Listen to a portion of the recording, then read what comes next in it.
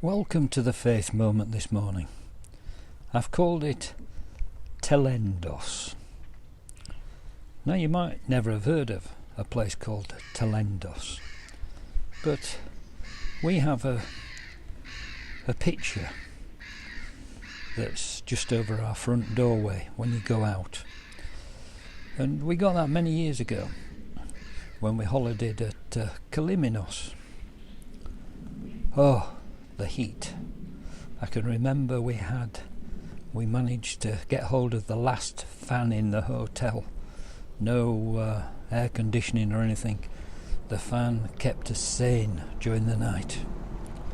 But when you looked out from the balcony of the hotel there, you got a beautiful view of this mountain, which was, I don't know, maybe half a mile out to sea. May not even be that much. About 400 metres high. And it got me into a different kind of praying. I used to get up 5 in the morning and sit on the balcony and just read and pray. It was a fantastic experience. Some interesting sights on the beach at that time in the morning, but we won't go into that. But I don't know what it is.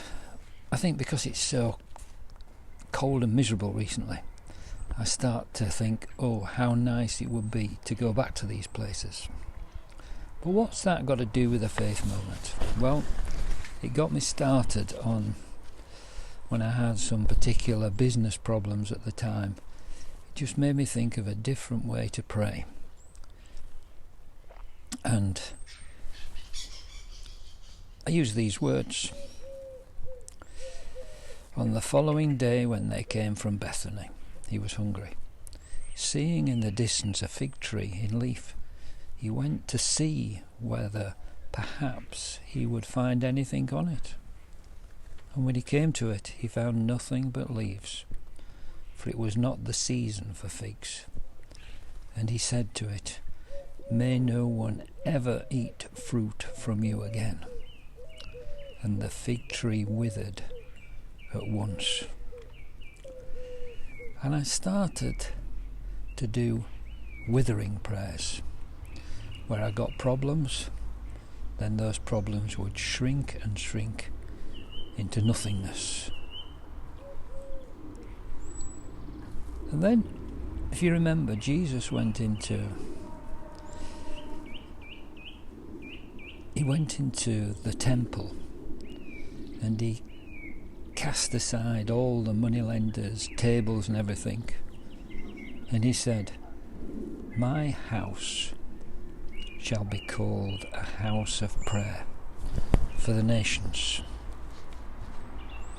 And I was thinking about this, what I was actually going to say today. But it took me back.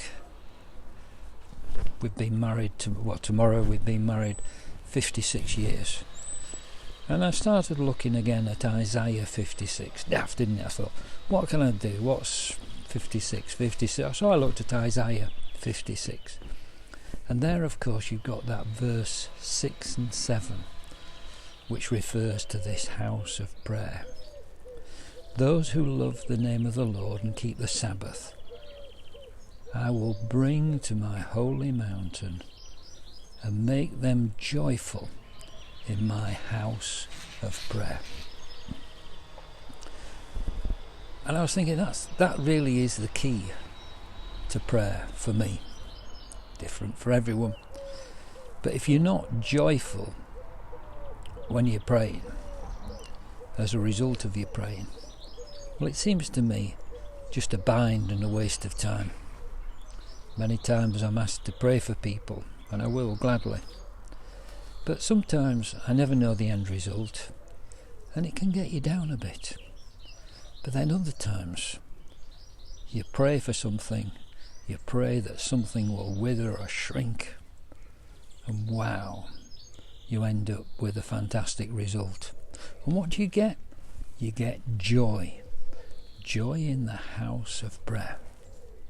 But Telendos was special to me because I started praying the mountain prayer.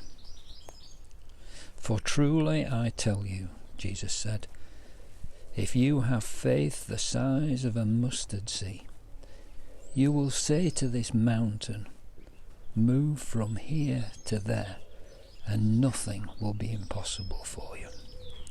You see, Telendos looked as if it had been moved from the mainland into the sea.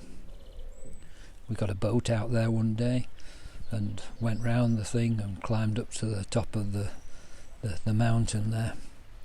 But some days I would swim out. I love swimming in the sea round there because there's plenty of salt and you don't sink. So, look at this is ridiculous. I've not got wet sat here in half a year. So, too bad. I command you, rain, to wither, to shrink, to cease in the name of Jesus.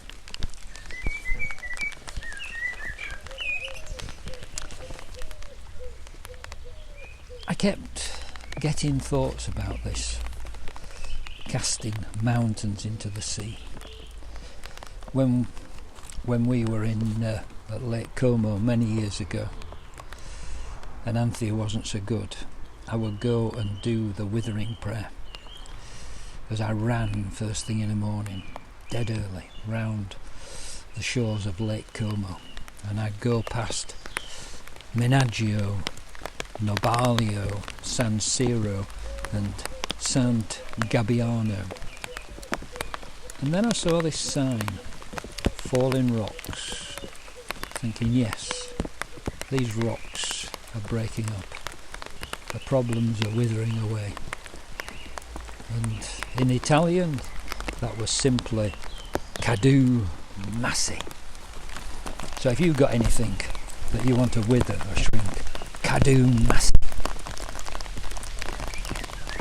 God bless.